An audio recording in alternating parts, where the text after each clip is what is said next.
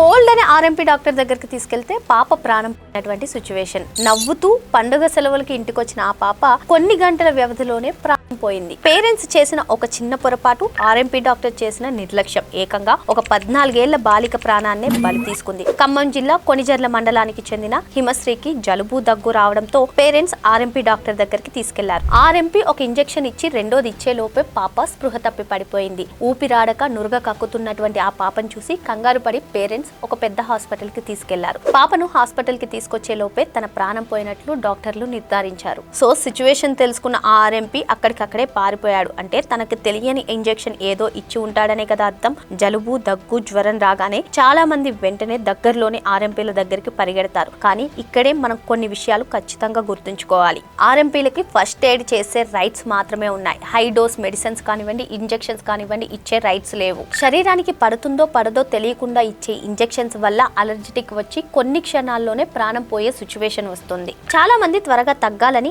ఆర్ఎంపీల దగ్గర తెలియకుండానే heavy dose ఇంజెక్షన్లు వేయించుకుంటారు. ఇది చాలా డేంజరస్. చిన్న చిన్న ఆరోగ్య సమస్యలు వచ్చినప్పుడు ఆర్ఎంపీల దగ్గరికి వెళ్ళి మన ప్రాణాలతో చెలగాటం ఆడొద్దు. ఆర్ఎంపీల దగ్గర ఓన్లీ ఫస్ట్ ఎయిడ్ మాత్రమే చేయించుకోండి. సీరియస్ గా ఉన్నా లేదా డోసేజ్ ఎక్కువ అవసరమైనా ఖచ్చితంగా డాక్టర్ ని అప్రోచ్ అవ్వాలి. ఏ ఇంజెక్షన్ పడితే ఆ ఇంజెక్షన్ వేయమని డాక్టర్స్ ని ప్రెషర్ పెట్టకండి. మన కొద్దిపాటి నిర్లక్ష్యం లేదా ఆలస్యం పిల్లల ప్రాణాల మీదకి వస్తుంది. సో ఈ ఇన్ఫర్మేషన్ షేర్ చేసి అందరినీ అలర్ట్ చేయండి.